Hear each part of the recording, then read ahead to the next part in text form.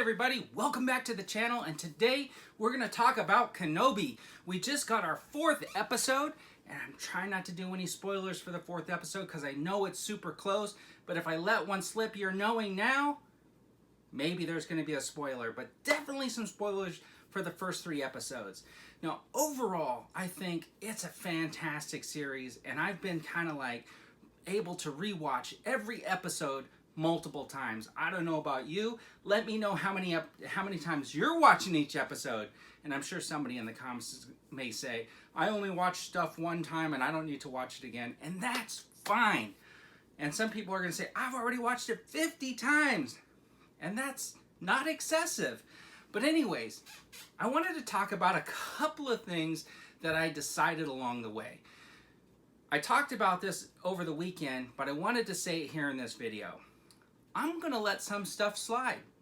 And the stuff I'm going to let slide is the things that bother me, but I know that are necessary to move the story along. When Kenobi and Leia escape in that transport ship, which has a pre-designated route and is completely automated, there was no reason they couldn't easily catch up to it since the third sister knew exactly what ship they got on and there was nobody piloting the thing.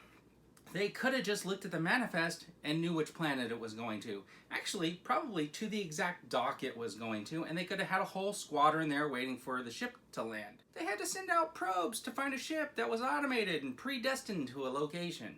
I'm gonna let that go because they really needed to do that so they could get to that planet so we could have episode 3.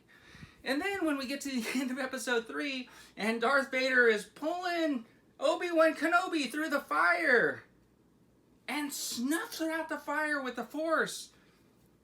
And then the fire gets re-emerged because of the laser blast that reignites the fire.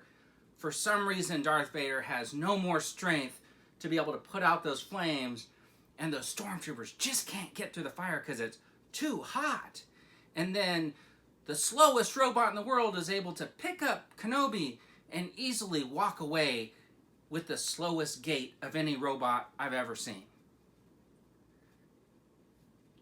So I have to let that go because if we didn't have that happen, we wouldn't have episode 4, which I have heard a lot of people say is a filler episode.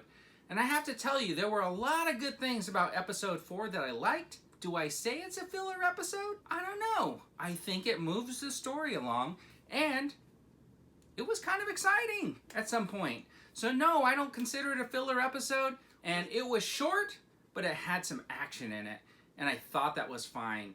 There were some little thing at the end to move the story along, and once again, I found inconceivable, if I can use that word, but I think it's fine if I let it go to move the story along.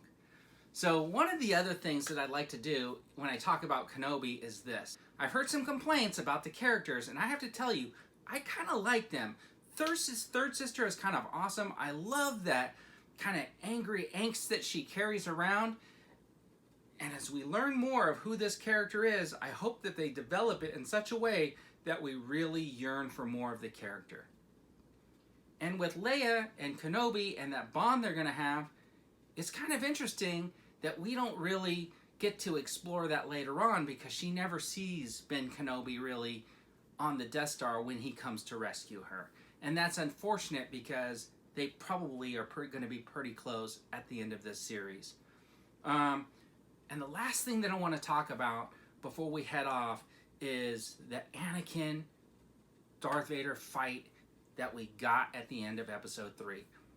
I thought personally it was great. Darth Vader has mechanical, bionic, whatever arms. I don't care if Obi-Wan Kenobi was training for the last 10 years. I don't think he would have had the same swing strength that Vader had in that episode because of that. Like if he hadn't cut himself off from the Force, maybe his Force powers would have been more stronger and been able to withstand some of those blows. Maybe it would have been more even. But I think we see that he's getting that back. And I think it ended really well because every single show that we've ever seen where two adversaries comes together, ends with our main character being defeated early on in the story and having the redemption win at the end. Anyways, I really appreciate you spending a couple of minutes with me talking about Kenobi, since we've seen episode 4, and hopefully there were no spoilers in this. Leave me your comments, tell me how you're feeling about it, and man, have a fantastic day.